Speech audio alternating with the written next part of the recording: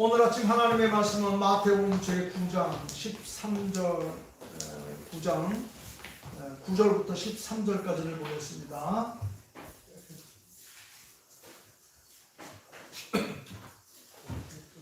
세관에 앉아서 세금을 걷고 있던 젊은 청년 마태가 예수님을 만나서 부름을 받고 예수님의 귀한 제자가 되어서 선왕영령을 미치는 귀한 일꾼이 된 사실이 오늘 본문에 기록되어 있습니다. 마태복음 9장 9절을 제가 읽습니다. 예수께서 그것을 떠나 지나가시다가 마태라 하는 사람이 세관에 앉아있는 것을 보시고 이르시되 나를 따르라 하시니 일어나 따르니라. 예수께서 마태를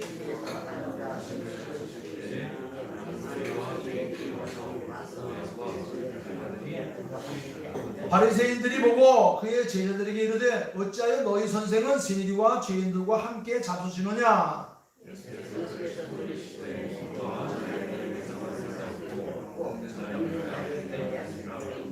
다같이 너희는 가서 내가 긍휼을 원하고 제사를 원하지 아니하노라 하신 뜻이 무엇인지 배우라. 나는 의인을 부르러 온 것이 아니고 죄인을 부르러 왔노라 하시니라. 아멘.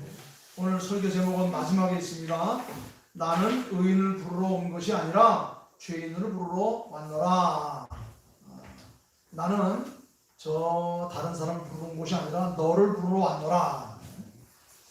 예수님은 나를 부르기 위해서 하늘 보좌를 내어놓으시고 이 땅에 인간의 몸을 입고 오신 하나님. 잃어버린 자식을 찾기 위해서 부모가 생업을 다 내려놓고 그 부모를 찾기 위해서 전단지를 들고 전국을 헤매는 그런 모습들이 가끔가다 매스컴을 타고 있는데 그 자녀를 찾는 부모의 애틋한 심정, 그 심정을 가지고 하나님께서는 인간의 몸을 입고 이 땅에 찾아오셔서 내가 너를 찾아왔노라. 너를 찾아왔노라. 넌 여기서 무엇하고 있느냐? 너 여기서 지금 무엇하고 있느냐? 왜 이런 엉뚱한 짓 하고 있느냐? 나와 함께 본향으로 가자. 내 집으로 가자. 오늘 주인공으로 쓰임받은 사람이 마태라는 사람이었습니다. 마태는 젊은 청년으로 당시 하고 많은 지역 가운데 비애국적 직업, 매국노적 직업을 지금 택해서 주변 많은 사람들을 힘들고 어렵게 하고 고통에 빠지게 하는 일들을 했던 그런 사람이었습니다. 그래서 그 마태는 주변 많은 사람들, 이웃들, 그 시대의 많은 사람들에게 멸시와 비난의 대상이 되기도 했습니다. 그가 세리의 신분이었기 때문에 그것 때문에 많은 사람들에게 비난을 받았던 것이죠. 그런데 이렇게 많은 사람들에게 멸시와 비난과 미움을 받고 있던 이 세리를 예수님께서 선택해서 제자로 사용하신 겁니다. 얼마나 귀한 일인지 몰라요. 이 부름을 받아서 쓰임 받는다는 것. 지금 새로운 정부가 들어섰죠.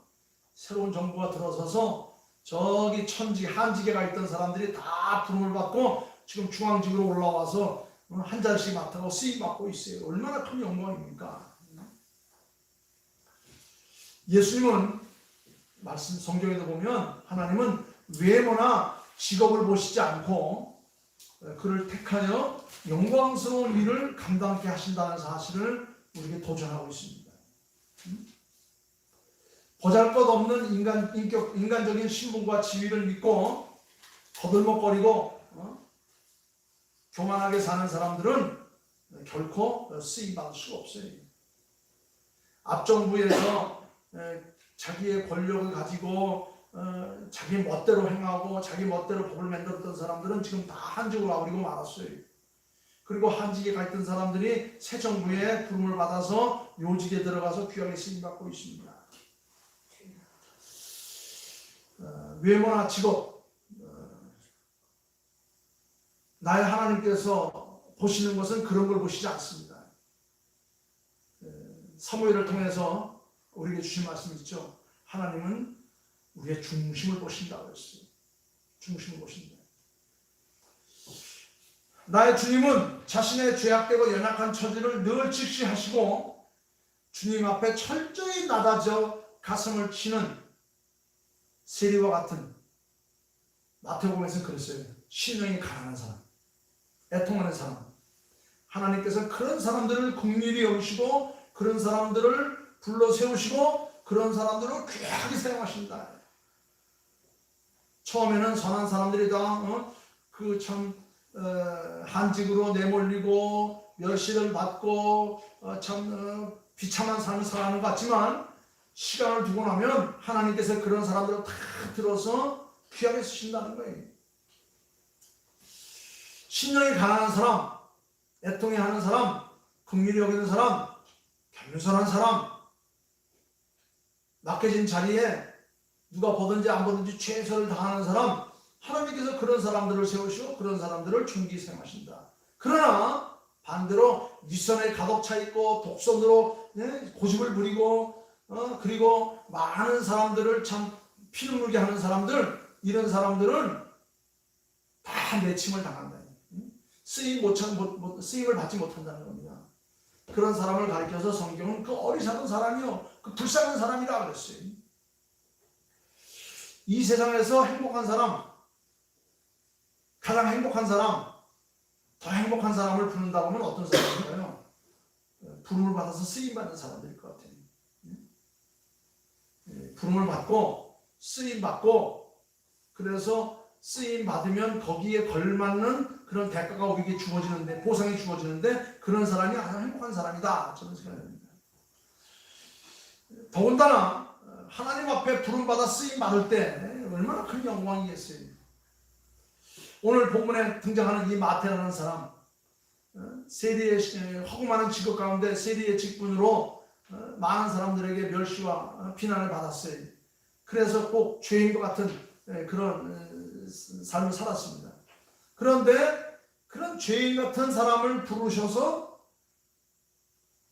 예수님의 12제자로, 그것도 12제자 가운데 특별히 택해서 예수님의 행적을 기록하는 이 마태복음을 기록하는 기록자로 써서, 아마 지금도 없어지기 전까지는 이 마태복음이 없어지지 않을 거예요.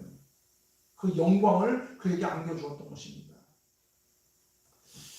오늘 가정의 달 네 번째 주일, 청년주일을 맞이해서 우리 모든 젊은이들이 정말 주님 앞에 귀하게 부름받아 쓰임받는, 그래서 비록 죄인의 길을 걷고 있었지만 주님께서 나를 불러 죄인 같은 의인으로 삼으시는 그런 영광이 우리 모두에게 있기를 주님의 이름으로 축원합니다. 자, 그러면 오늘 본문에 등장하는 이 마태가 어떻게 해서 주님 앞에 부름을 받고 귀하게 쓰임받는 일꾼이 될 수 있었는가? 구절을 보니까 그 이유가 거기에 본문에 담겨 있어요. 제가 한번 구절 한번 읽어보겠습니다. 예수께서 그곳을 떠나 지나가시다가 마태라는 사람이 세간에 앉아있는 것을 보시고 이르시되 나를 따르라 하시니, 그랬습니다. 세간에 앉아있었다. 이 마태라고 하는 이름의 본뜻은 하나님의 선물이다, 그런 뜻이에요. 하나님의 선물. 이 마태라고 하는 이름의 뜻은 아마 그의 부모가 하나님을 잘 섬기는 사람이었던 것 같아요. 믿음의 가정에서 자란 귀한 자녀였습니다. 그래서 아마 아이를 낳고 이건 하나님께서 주신 선물이다, 그래서 그 아들 이름을 마태라, 하나님의 선물이라 아마 지었던 것 같아요. 제가 오늘 부대교회 가서 그 에베소 6장에 있는 말씀으로 설교를 했는데, 가장 큰 행복은 신앙생활이라는 것은 엄마 품에서부터, 무릎에서부터, 어려서부터 같이 신앙생활을 하면 늙어서도 떠나지 않아요. 비바람이 불어도 그는 어려서부터 그 온몸의 신앙생활에 체득되어 있기 때문에 믿지 않는 자하고 결혼해도 웬만해서 흔들리지 않고 신앙생활을 할 수 있어요. 아마 마태는 어렸을 때 훌륭한 신앙의 가정에서 자라서 아마 마태라고 하는 이름을 받았고, 그런데 잠깐 그가 세상 살다 보니까 아마 이런 직업을 택해서 벽길로 나갔던 것 같아요. 그러나 때가 되니까 하나님께서 그를 부르신 겁니다. 부르셨어요. 부른 것도 대단한데 거기 12제자 중에 한 사람으로 부르셨고, 또 예수님을 가장 가까이에서 지켜보면서 예수님을 따르면서 예수님의 행적을 기록한 마태복음의 기록자가 되었다고 하는 겁니다. 예수님께서 뭘 보셨어요? 세관에 앉아있는 걸 보았다고 그랬어요. 세관에 앉아서 뭐 했겠습니까? 열심히 정신없이 아마 정리하고 계산하고 했겠죠. 아, 오늘은 누구한테 얼마 받고 누구한테 얼마 받고 오늘 어떻게 해도 아마 열심히 살아갈 겁니다. 빈둥빈둥 나무 밑에 앉아서 한가롭게 딴짓을 하고 쉬고 노는 것이 아니라 이 젊은 청년의 날 열심히 살았던 것이죠. 오늘 아까도 성시에서도 교동문에서도 얘기했듯이 내 마음껏 하나 하고 싶은 거, 먹고 싶은 거, 가고 싶은 거 마음대로 하면서 살아. 청년의 날을 정말 귀하게 여기라. 시간을 소홀히 여기지 말라. 다만 네가 한 일로 인하여 마지막 하나님으로부터 심판이 있다는 것을 잊지 말고 열심히 살라 그랬어요. 아마 마태도 열심히 살았던 것 같아요. 예수님께서 그걸 보신 겁니다. 열심히 일하는 모습. 그가 세관에 종사하고 있었다는 겁니다. 비록 옳지 못한 일이었지만 열심히 살았어요. 왜? 그것이 옳지 못하는 것을 몰랐기 때문에. 대표적인 사람이 누가 있었죠? 바울도 있었어요. 바울이 되기 전 사울은 예수님의 무리들을 잡아 죽이는 이런 일을 얼마나 열심히 했는지 몰라요. 누구보다도 앞장서서 했어요. 하나님께서는 그를 불러서 바꾸어서 하나님의 종으로 쓰신 거예요. 바울은 아마 마태보다도 더 열심히 아마 살았던 것 같아요. 시간을 가리지 않고 물불을 가리지 않고 열심히 자기가 옳다고 생각하는 일에는 목숨을 내놓고 일했던 겁니다.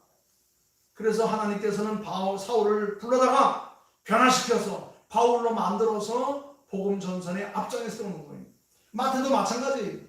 마태도 자기가 하고 있는 일이 이게 잘못됐다는 것을 깨닫지 못했지만 열심히 했어요. 그러나 예수님께서 그를 불러다가 다시 고치면 더 멋지게 쓸 수 있겠다. 당시 세관은 유대의 속국으로 유대가 속국으로 있었기 때문에 그를 지배하고 있던 로마에 세금을 걷어서 바치는 일을 아마 했던 것입니다. 또 거기다가 지역왕, 분봉왕이라고 하는데 로마에서 세운 지역의 왕, 분봉왕 안디바를 위해 정치적 자금을 대주는 아마 그런 일들을 이런 사람들이 했던 것 같아요. 그러니까 한 푼이라도 더 걷어야 로마에도 바치고 그 지방세도 내고 그 남는 거 가지고 자기 살아야 되니까 정말 한눈 팔 틈이 없었죠. 철저하게 지역의 모든 사람들 숟가락이 몇 개 있는지 무슨 일 하는 데까지 안에 다 깨고 있었을 것입니다. 특별히 그가 몸담고 있는 이 가버나움은 상업과 교통의 요지. 이 가버나움은 북쪽 시리아의 다메스커스라고 하죠. 지금은 다메섹과 또 남쪽의 갈릴리, 또 그 서쪽의 지중해 연안 그 전체를 연결하는 아주 중요한 길목이었던 게 이 가버나움이에요. 그래서 육상과 해상, 왕의 도로, 목장의 길, 그 다음에 그 대상의 길, 이런 길목에 그 가버나움이 있기 때문에 수많은 물품들이 오고 가는 그 지역. 그래서 아마 그것을 오고 나가는 모든 물품에 대한 관세를 부과하기에 아마 여념이 없었을 것입니다. 잠시도 쉴 틈이 없이 그런 많은 일을 했을 거예요. 이 세리는 지금의 강제와 부당 징수로 인해서 유대 사회 내에서 가장 아마 악질적인 인물 중에 하나로 아마 평가가 되었을 것입니다. 그럼에도 불구하고 자신의 일에 아주 충실했던 사람이었습니다. 그래서 예수님께서는 그를 부른 겁니다. 사울이 예수 믿는 나사렛 땅들을 잡아 죽이기 위해서 아주 철저하게 잠시도 쉬지 않고 뛰고 다녔던 것처럼 마태도 아마 그랬던 것 같아요. 하나님의 나라에 쓰임받기 위한 사람들은 싸우거나 잠을 자거나 게으르거나 나태한 사람들에게는 희망이 없어요. 하나님은 그런 사람을 쓰지 않았습니다.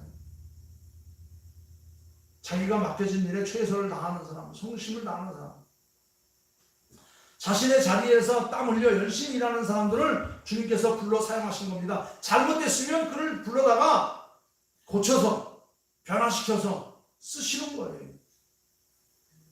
하나님은 그의 중심을 보시는 겁니다. 겉사람을 보는 게 아니에요. 자신에게 맡겨진 책임을 얼마만큼 성실하게 잘 감당하느냐, 그런 사람들을 주님께서 부르셔서 그런 사람들에게 일을 맡기시고 그런 사람들이 바른 길로 갈 수 있도록 주님께서 고쳐가면서 쓰시는 거예요. 그런데 자신의 일에 무책임한 사람, 그런 사람 불러놓으면 아무리 좋은 일을 맡겨도 다 망칠 수밖에 없어요. 제일 중요한 일을 맡은 사람들에게 중요한 건 바로 책임이에요. 책임. 내가 맡은 일에 얼마만큼 성실하게 땀 흘리고 노력하고 수고해서 책임을 다하느냐. 이스라엘의 2대 왕이던 다윗은 자기 친의 양을 성실하게 돌봤어요. 하나님께서는 그를 본 겁니다. 그의 중심을 본 거예요. 비록 미천한 자리에서 아무도 생각지도 않고 돌보지도 않는 그 자리에서 양떼들을 돌보고 있었던 그 다윗을 하나님께서 보시고 그는 내 마음에 합한 자라. 하나님께서 하나님의 양인 이스라엘 백성들을 내가 맡기겠노라. 작은 일에 충성하니 하나님께서 큰 일을 우리에게 주신 겁니다. 이것을 우리 젊은 날 우리의 몸속에 체득해야 돼요. 이것은 어려서부터 우리의 삶 속에 체득되어서 그것이 인격이 되는 겁니다. 그게 품격이 되는 거예요. 하루아침에 되는 게 아니에요. 여러분, 우리가 무엇을 하든지 열심을 다하면 하늘이 감동하는 거예요. 하나님이 감동하시고 우리에게 좋은 것을 응답하신 겁니다.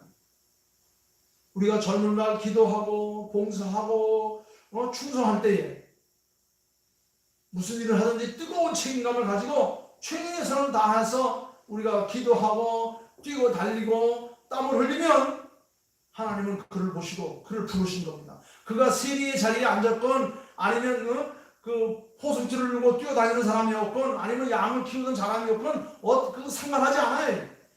다 불러서 하나님께서 귀한 자리를 맡기는 겁니다. 저는 이번에 새 정부가 들어서면서 새로운 요직에 들어온 사람들을 보니까 전부가 다 참 남들이 참 소홀히 여겼던 사람들인데 다 자리를 옮겼더라고요. 여러분, 우리는 그보다 더 큰 하나님이 우리를 모두 불러내어서 마태처럼 바울처럼 다윗처럼 존귀하게 쓰임받는 귀한 영광이 있기를 주님의 이름으로 축원하는 겁니다. 두 번째는 주님께서 부르실 때의 우리의 자세. 우리가 부르실 때 자세. 마태복음 4장에 보면 예수님께서 제자들을 부르신 장면이 나타납니다. 나를 따라오너라. 내가 당신들로 사람을 낳는 어부가 되게 하겠소. 그럴 때 모두가 다 곧 자기의 직무를 다 내려놓고 주님을 따랐더라 그랬어요. 오늘 본문의 말씀도 보니까 여기 9절 마지막에 보니까 예수님께서 나를 따라오시오. 그러니까 일어나서 따랐다 그랬어요. 지금 할 일이 태산 같아요. 지금 막 서류 정리할 게 엄청나고 돈 계산할 게 엄청 많고 지금 돈을 분류해서 로마로 보내고 안디바에도 보내고 뭐 쓸 게 너무 많은데 지금 왜 젊은 누군가가 와가지고 물끄러미 쳐다보더니 나를 따라오십시오. 뭔 영문도 모르고 따라오라고 그러니까 여기 다른 말 없어요. 딱 한 줄이에요. 일어나 따르니라. 일어나 따르니라. 결단성이 있어야 돼요. 내가 무슨 일을 하겠다. 그러면 계획을 세웠으면 그 계획을 이루기 위해서 결단성 있게 과감하게 투자도 하고 사람도 붙이고 일 정리도 하고 빨리빨리 해야 되는 거예요. 꾸물쩍꾸물쩍 하게 되면 사탄마귀가 끼어들어가지고 일을 못하도록 방해하고 잘못된 길로 우리를 인도할 수밖에 없습니다. 중요한 것은 결단성 있는 행동이 일어나 따르니라. 세관에 앉아있는 예수님, 마태를 보신 예수님께서 어떤 설명이나 약속도 없이 그냥 나를 따르라고는 본문 말씀 그렇게 했어요. 이 명령에 또 마태도 아무런 조건 없이 일어나 따랐다는 것. 참 어떻게 보면 참 부르시는 예수님이나 따르는 마태나 참 거기서 거긴 것 같다 그런 생각이 들어요. 따르라. 이게 현재 명령형인데 조금 더 지체하거나 주저없이 당장 따랐다는 겁니다. 이는 신앙의 결단성의 시급성을 말하는 것. 즉시 우리 젊은이들에게 필요한 건 바로 거예요.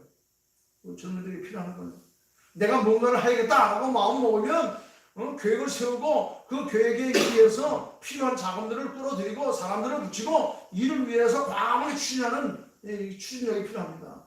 비록 실수를 하더라도 넘어지고 쓰러지더라도 또 그 일들을 위해서 또 계속해서 반복해 나가는 거예요. 그런 일들이 계속 반복하다 보면 10년이고 20년이다 보면 이제 완전히 자리를 잡아서 누구도 흔들 수 없는 그런 자리에 가게 되는 거예요. 청년의 때에는 시행착오를 수없이 거치는 그런 시기입니다. 실수도 용납이 돼요. 그런데 가정을 이루고 나이가 40, 50이 돼서까지 실수를 하면 용납이 안 돼. 20대, 30대의 실수는 용납이 돼요. 그것이 쌓이고 쌓여서 내 연륜이 되고 내 경험이 되는 건데 그 경험이 많으면 많을수록 나이가 들어서 더 단단한, 더 성숙한 그런 사람으로 책임성 있게 자라기 때문에 그런 거예요. 조금 더 지체하거나 주저없이 당장 따르는 이런 모습, 이게 바로 청년의 모습입니다. 이런 신앙의 결단성의 시급성을 강조하는 말이 뭐냐면 즉시 곧 예수님께서 내 제자가 되라는 의미인 것입니다. 마태는 일어나 따랐습니다. 미련이나 주저함이나 후회가 있을 수 없는 과거와의 완전한 단절을 임했던 겁니다. 최초의 예수님의 제자가 되었던 그들 과감하게 젊었기 때문에 가능한 거예요. 젊었기 때문에. 사실 마태가 앉아있던 이 세관의 자리는 아마 노른자리였을 것입니다. 당시로 말하면 노른자리였을 거예요. 그가 자리를 내놓자마자 분명 다른 사람이 금방 차고 들어 앉았을 거예요.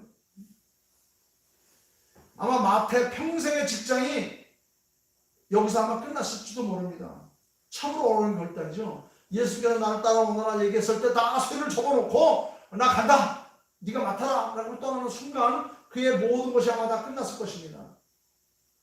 가족이나 주위의 사람과 의논하지 않고 홀로 결단하는 이 젊은 청년 마태의 이 결단성 있는 행동, 그것이 바로 마태가 된 거예요. 그게 바로 하나님의 선물이었고 그것이 바로 그의 이름을 기독교 역사에 뿐만 아니라 세계사에 남길 수 있는 그런 인물이 된 거예요. 마태는 마태복음이라고 하는 전무후무한 엄청난 작품을 우리에게 남겨주었습니다. 하나님께서 마태를 감동시키고 예수 그리스도의 모든 생애를 기록하게 하시고 예수님의 가르침과 삶과 사상을 기록해서 우리들에게 전해주고 있는 겁니다. 어떤 손해나 불이익이 있어도 상관이 없다는 이 결연한 의지의 표현, 마침내 그는 결단성 있는 행동으로 말미암아서 무엇을 얻었습니까? 영광스러운 예수님의 제자가 된 거예요. 천국의 백성이 된 것입니다. 조금 더 계산하지 않고 모든 것을 포기한 마태의 믿음과 영적인 통찰력, 이런 것들을 우리 젊은이들이 해요. 우리는 때로 계산하다가 우물쭈물 하다가 앞뒤 재다가 기회를 놓치고 주님을 잃어버리는 경우들이 종종 있어요. 신앙생활은 앞뒤 재고 뭐 이것저것 생각하고 하는 게 아닙니다. 무조건 주님을 따르는 겁니다. 세상적인 것을 포기하지 못하고 평생 질질 끌려다니다가 근심하며 돌아간 이 부자 청년의 얘기를 우리는 알고 있지 않습니까? 주님을 위한 결단은 그건 믿음이에요. 그건 우리의 신앙입니다. 그리고 그것은 나의 축복이에요. 내게 주어진 최고의 행운이라는 겁니다. 일단 결단 후에는 하늘이 책임져 주시는 겁니다. 그리고 하나님께서 채워주시는 거예요. 하나님을 따르는 자는 하나님께서 우리에게 지혜를 주시고 사랑을 붙여주시고 물질을 대어주셔서 하나님께서 손해보지 않도록 우리 길을 인도하신다는 겁니다. 이것을 깨달을 때 우리는 멋진 인생을 살아갈 수 있습니다. 한 번뿐인 인생이지만 그렇습니다. 여러분, 사람은 살아가면서 결단할 때가 많이 있어요. 여러분, 내가 결단할 때가 왔을 때는 주저하지 말고 기도하면서 이것이 옳은 일이라고 생각한다면 과감하게 전진하는 겁니다. 비록 실수하더라도, 비록 피를 흘리더라도, 비록 죽을 고비가 있다 할지라도 결단하는 시간. 그래서 그런 것들이 쌓이고 쌓여서 누구도 흔들 수 없는 그런 높은 경지까지 올라가는 거예요. 청년의 때 가장 중요한 건 뭐냐면 많은 경험입니다. 경험을 쌓는 거예요. 경험만큼 중요한 힘이 없어요. 경험만큼 중요한 에너지가 없습니다. 그런데 몸뚱아리는 하나입니다. 시간과 공간의 제약을 받습니다. 그래서 직접 내가 경험하면 다 좋은데 다 경험할 수 없으니까 간접 경험을 하는 거예요. 간접 경험의 첫째 방법은 살아온 사람의 이야기를 듣는 겁니다. 스승의 얘기를 듣고 친구들의 얘기를 듣고. 그래서 한 사람의 얘기를 들으면 그 사람의 삶을 내 것으로 다 받을 수가 있어요. 친구들의 얘기를 많이 듣는 겁니다. 어른들의 얘기를 많이 듣는 겁니다. 그 다음에 또 하나는 책을 보는 거예요. 책 한 권을 읽음으로 인하여서 한 사람의 생애를 내가 다 내 것으로 만들 수가 있어요. 이걸 간접 체험이라고 해요. 직접 경험을 하면 참 좋은데 내 몸뚱아리는 하나고 시간 공간의 제약을 받고 있기 때문에 경험을 다 할 수 없으니까 경험을 한 사람들의 이야기를 많이 듣고 책을 보고 그 다음에 또 하나는 영화를 보고 박물관이나 미술관이나 여러 가지 많은 전시관을 가서 보는 거예요. 그래서 간접 체험을 통해서 나의 경험을 쌓아서 나의 젊은 날 수많은 시행착오를 다듬고 가꾸고 해서 중년의 세계로 가서 책 읽는 사람이 되는 겁니다. 결단할 때 과감하게 결단하는 그런 사람이에요. 마태가 지금 여기서 예수님께서 나를 따르라 라는 예수님의 말씀을 순종하지 못했다고 한다면 아마 그는 그냥 이름 없는 사람으로 평범한 사람으로 세관에 앉아서 인생이 끝났을지도 몰라요. 그가 많은 것을 포기하고 일어나 예수님을 따랐을 때에 그는 놀라운 복이 그에게 임한 거예요. 그 놀라운 복 첫 번째가 뭐냐? 예수님의 제자가 되었다는 것이고 예수님의 삶을 기록하는 귀한 기록자가 되었다는 것이고 그는 위대한 이름을 우리에게 남겨주었다는 겁니다. 이거보다 더 큰 영광이 어디 있겠어요? 오늘 이 자리에 함께한 우리 귀한 젊은이들과 우리 모두들 다 마태처럼 결단을 쓴 사람이 되어서 우리 주님에게 귀하게 쓰임받는 그런 삶이 있기를 주님의 이름으로 축원하는 겁니다. 그 다음에 마지막 한 가지를 더 보면 중요한 것은 우리가 세상을 살아가면서 성공하는 사람이 되려면 좋은 관계를 맺어야 돼요. 좋은 관계. 여기 보면 단어 가운데 가장 많이 나오는 단어가 함께라는 단어가 많이 나와요. 예수님께서 나를 따라오너라 내가 너희로 사람을 낳는 어부가 되게 하리라 그랬을 때 제자들 따랐죠. 오늘 본문에도 보니까 예수님께서 마태를 보고 나를 따르라 그러니까 예수님께서 따랐어요. 그 따르면서 제일 먼저 한 게 뭐냐면 자기 집에 잔치를 베풀었어요. 많은 세리와 죄인들 그가 같은 부류는 누가 있겠어요? 다 그런 같은 부류죠. 그런 사람 다 불러가지고 예수님과 그의 제자들과 함께 앉아서 잔치를 했습니다. 아마 일종의 아마 송별회 여겼는지 몰라요. 송별 잔치를 벌였는지 모릅니다. 마태는 여기까지 자신의 옛 생활을 모두 청산하고 예수님과 더불어 새 생활을 시작함과 동시에 예수님을 따르는 제자들과 나는 이제 예수님의 제자로서 천국 복음을 증거하는 전도자로 내가 살겠다 라고 아마 하는 선포식이었는지도 모릅니다. 그래서 이 중요한 자리에 그는 친구들과 동료들을 초대해서 예수님의 말씀을 듣도록 했고 내가 예수님을 따르는 이유를 거기서 아마 선포했는지도 모릅니다. 그래서 함께 앉았고 함께 잡수시고 함께 움직이기 시작했습니다. 이제 마태는 선한 사업을 위해서 앞장선 예수님의 무리들과 함께 그 길을 걸어가며 예수님과 함께 생활했다고 하는 겁니다. 오늘 이 자리에 예수를 나의 구주로 믿는 하나님의 자녀들이 함께 모였어요. 우리 연세 가장 높으신 우리 이유순 권사님부터 시작해서 오늘은 세연이가 안 왔으니까 희연이가 제일 어리네. 희연이까지 우리 모두가 다 함께 한 우리가 된 거예요. 이게 얼마나 귀한 관계인지 모릅니다. 세리들은 비애국적이고 욕심 많고 정직하지 못해서 죄인이라고 여겨졌고 그렇게 천대를 받았지만 그러나 이제부터는 예수님과 함께하는 의인의 자리로서 천국 백성들의 일꾼이 되었다는 것, 이것보다 큰 영광이 어딨습니까? 이것을 세상에게 선포하기 위해서 지금 많은 사람들을 불러 모아서 자기의 재산으로 잔치를 벌인 겁니다. 그들에게 아마 선물도 했겠죠.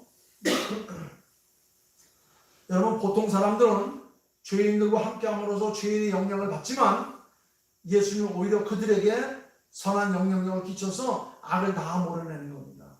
여러분, 우리가 예수님과 함께하면 내가 죄인이라도 내 죄가 주님의 선한 영향력으로 씻혀져요. 그러나 내가 죄인으로서 죄인들과 같이 무리에 있으면 더 큰 오염이 내가 될 수 있습니다. 비록 죄인이었던 세리 마태는 죄인이었지만 예수님과 함께함으로 말미암아 예수님의 선한 영향력으로 의인의 영향력을 받아서 그는 깨끗한 사람으로 부름을 받게 된 거예요. 의인이라 칭함을 받게 된 겁니다. 여러분, 우리는 이제 예수님과 함께함으로 말미암아 나의 죄악된 이런 모든 삶이 깨끗하게 씻김을 받는 그런 삶으로 정화되는 그런 계기를 마련할 수 있기 바라는 겁니다. 예수님께서는 의인인 척 하는 이 바리새인들보다는 오히려 겸손하게 나답의 자세로 자신의 죄로 갈등하고 연민하는 이 영혼들에게 먼저 찾아오셔서 내가 너를 찾아왔노라. 이제 너는 나의 선한 영향력으로 하나님의 자녀로 이제 나와 함께 천국 백성의 일꾼으로서 살아가자. 내가 너에게 일할 수 있는 여건과 형편을 그리고 에너지를 내가 공급하겠다. 여러분, 우리는 어떠한 비난과 도전에도 세리와 마태들을 세리와 죄인들을 사랑하시는 주님의 마음에 우리도 조금도 흔들려서는 안 되는 겁니다. 예수님은 오늘 본문 말씀에 분명히 말씀하셨어요. 나는 의인을 부르러 온 것이 아니라 죄인을 구하러 왔노라. 예수님은 죄인을 불러서 천국의 기쁜 잔치에 초대하시고 우리로 하여금 천국 백성이 되었음을 선포하기 위해서 이런 잔치를 날마다 베푸시는 거예요. 사실 오늘 여러분들 이 천국 잔치에 참여한 겁니다. 이 자리에 함께 참여해서 우리의 죄를 씻어내시고 천국 백성으로 인치시고 오늘 우리에게 영원한 천국에 대한 소망을 주시고 믿음을 갖게 하시는 거예요. 그래서 여기 중요한 단어가 나타나죠. 여기 보면 13절에 있죠. 너희는 가서 내가 긍휼을 원하고 제사를 원치 아니하노라 하신 듯이 무엇인지 배우라. 우리가 하나님 앞에 할 수 있는 최고의 사실은 뭡니까? 제사의 삶이죠. 예배의 삶입니다. 그러나 그 예배의 삶보다 더 필요한 게 뭐냐? 긍휼히 여김을 받는 거예요. 우리가 하나님 앞에 긍휼히 여김을 받을 때 온전한 제사가 드려질 수 있는 거예요. 예수님은 죄인을 불러서 천국의 기쁜 잔치를 초대하고자 하신 겁니다. 그래서 긍휼과 제사는 둘 다 필요하고 선한 것이지만 예수님은 우리에게 긍휼을 더 우리에게 허락하셨어요. 긍휼이 더 선한 것이며 제사보다 먼저 베풀어 될 것이라고 말했습니다. 우리가 예수님 앞에 부름을 받은 하나님 앞에 부름 받은 것 이것보다 더 귀한 일이 어디 있습니까? 우리가 하나님 앞에 긍휼히 여김을 받았기 때문에 예수님을 통해서 우리가 부름을 받았기 때문에 이제 온전한 삶으로 하나님 앞에 예배하는 삶으로 나아갈 수가 있는 거예요. 예배하는 자들을 찾아 복 주시는 하나님, 그 예배하는 자들을 찾기 위해서 우리 주님께서 우리를 긍휼히 여기시고 우리를 부르셨던 겁니다. 하고 많은 사람 가운데 어찌 사울을 불렀고 어떻게 마태를 부르고 어떻게 다윗을 불렀겠어요. 우리로 하여금 하나님 앞에 은혜를 입고 복을 받게 하기 위해서 그런 겁니다. 마태는 예수님과의 관계도 개선되었고 세리와 죄인들과의 관계성도 또 좋았기 때문에 그래서 많은 사람들을 인도할 수 있는 모든 여건을 다 가진 사람이에요. 이런 사람이 예수의 제자가 되니까 마태의 그 친구들이었던 그 많은 그 죄인들이 다 마태를 따라서 주님 앞으로 다 나올 수 있는 얼마나 귀한 일입니까? 여러분, 나 때문에 나로 인해서 나와 같았던 사람들이 예수님을 만나고 구원받는다는 건 얼마나 귀한 일입니까? 하나님은 바로 그걸 원한 거예요. 그래서 나와 같은 무리들이 많은데 그 중에서 제일 열심히 자를 하나님께서 불러서 나 하나 불러내면 그를 따라서 줄줄이 사탄으로 다 따라서 주님 앞으로 다가오게 되는 겁니다. 한 사람 구원받으면 그 집안이 구원을 받고 그 집안이 구원받으면 그 시종이 구원을 받고 그러면 그 지역사회가 다 구원을 받는 거예요. 그런데 그 중에서 가장 열심인 자, 가장 참 결산성 있는 사람, 이런 사람 부른 겁니다. 사랑하는 성도 여러분, 하나님께서 우리를 돕지 않으시면, 우리를 긍휼히 여기지 않으시면 우리는 선택받을 수 없어요. 선택받지 않으면 하나님의 그 자리에 나아갈 수 없고 우리 구원의 반열에 들 수가 없습니다.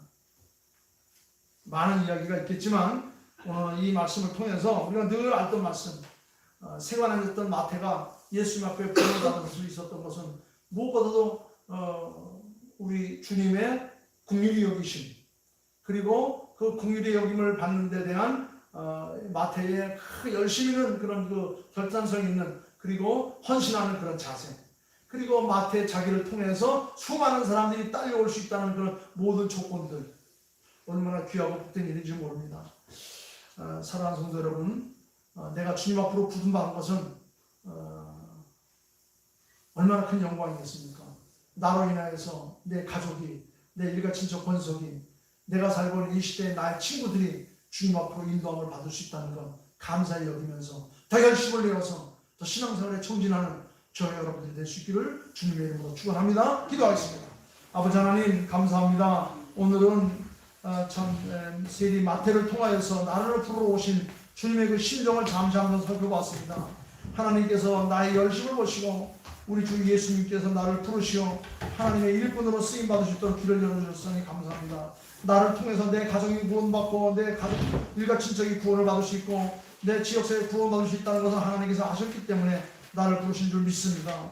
허구 많은 사람 가운데 나를 부르셨어 하는 것 얼마나 큰 영광인지 감사하는 저희들 나에게 도와주셔서 모든 것을 감사하며 나를 부르신 예수의 이름으로 기도하옵나이다. 아멘. 아멘.